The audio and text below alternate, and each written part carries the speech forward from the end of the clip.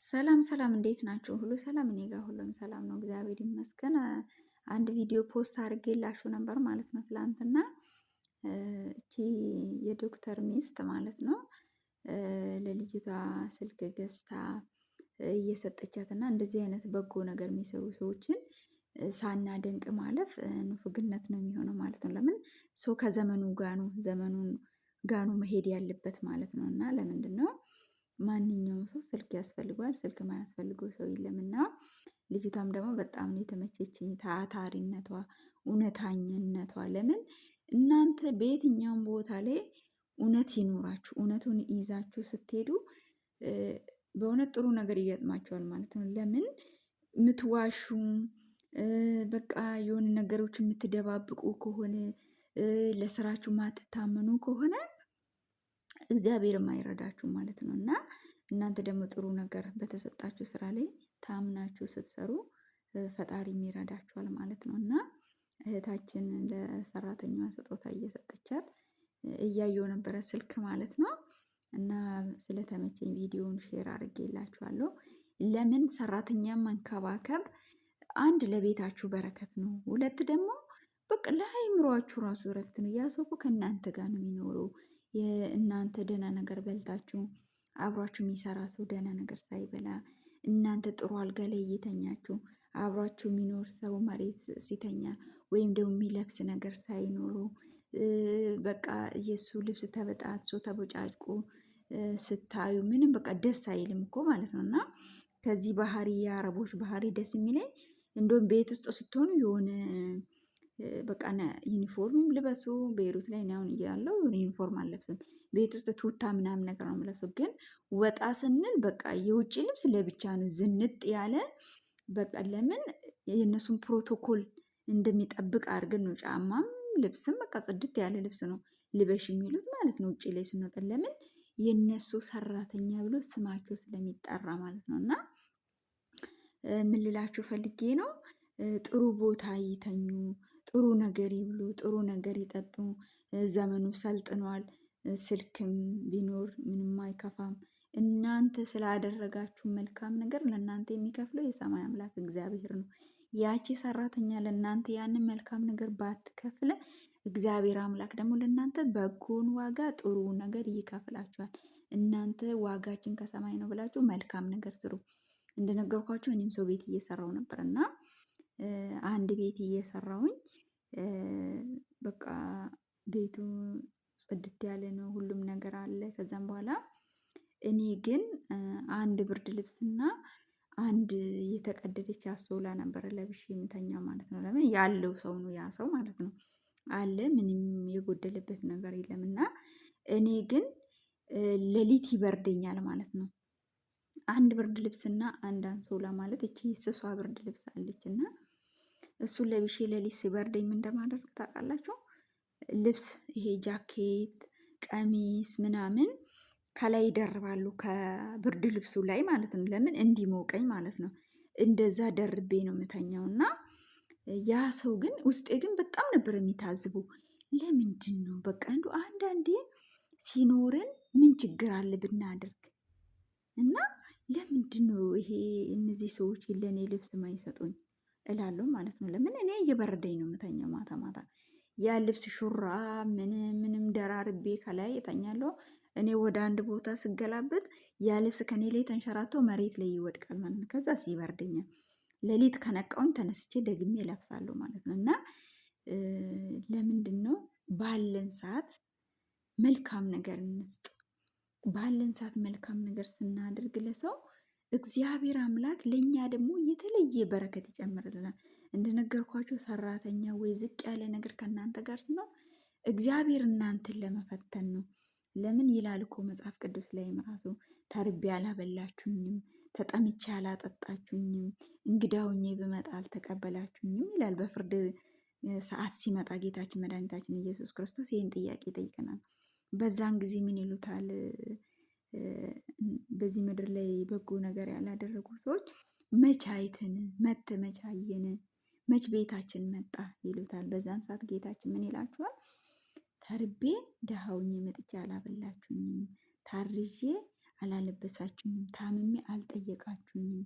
ለዛ ለአንዱ ወንድማችሁ ያደረጋችሁ መልካም ነገር ለእኔ እንዳደረጋችሁ ነው ብሎ ጌታችን መድኃኒታችን ኢየሱስ ክርስቶስ ይመልስላችኋል።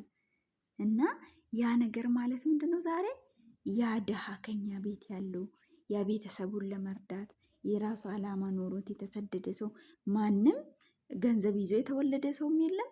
ማንም ደግሞ ወደ ሞትም ስንሄድ ገንዘብ ይዘን የምንሄድ ሰዎች የለን። ከሰራን ግን ከቆረጥን ግን እንለወጣለን። ችግርም ቢሆን ተጣብቆን አይቀርም።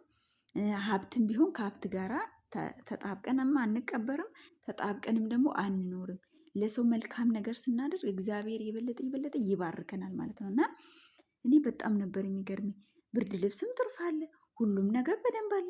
ለምንድነው ያ ሰዎች ግን እኔ የማያለብሱኝ የሚል ነገር በጣም ውስጤ ጥያቄ ነበረ ማለት ነው። እና እኔ እነሱ ለመውቀስ አይደለም፣ ግን ይገርመኛል ያ ስራቸው ማለት ነው። ዛሬ ግን ይሄን ነገር ምሳሌ አድርጌ ለእናንተ ሳመጣ ፎሎዋሪዎቼ ከኔ ስራ ራሱ ያላችሁ ሰዎች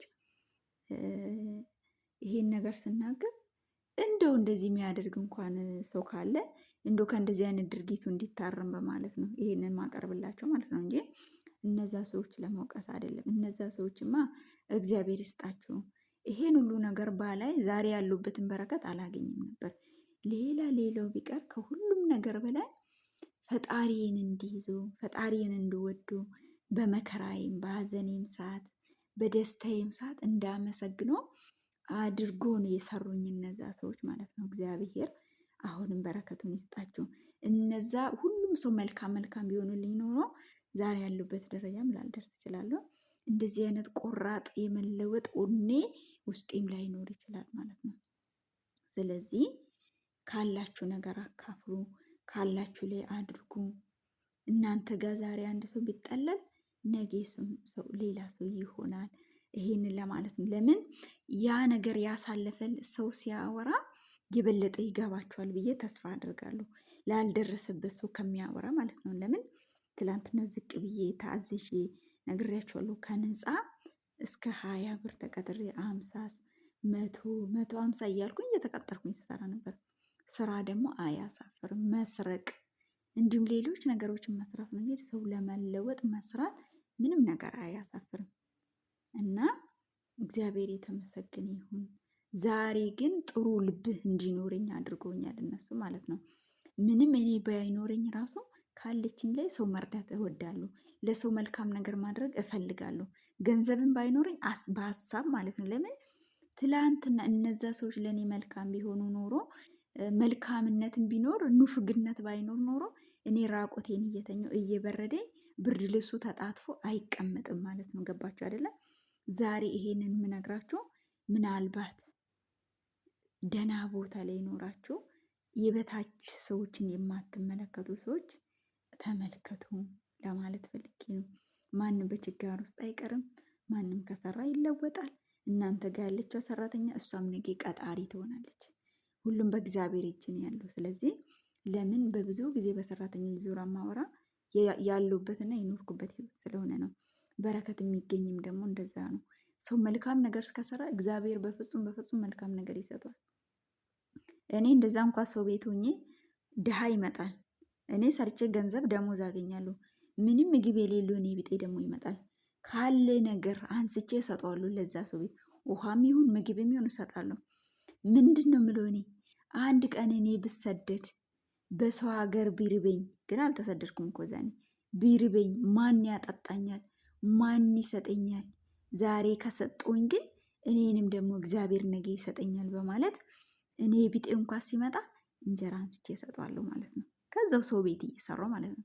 ታዲያ ይኸው ዛሬ በስደቴ ዘመን እኔ ሰርቼ ማበላችሁ ሁሉም ነገር በእጄ ነው። ለምን እግዚአብሔር መልካም ነገር ከሰራችሁ መልካሙን ሁሉ ይከፍላችኋል። በፍጹም ነገር እንዳትጠራጠሩ።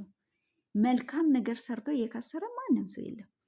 እኔ ትላንትና እዛ ቤት ሰራተኛም ብሆን የፈለግኩትን በልቼ የፈለግኩትን ብጠጣ ያ ድሃ ደግሞ ከኔ በታች ነው። ያ ድሃ የዛሬ ዕለት ጉርስ የለውም።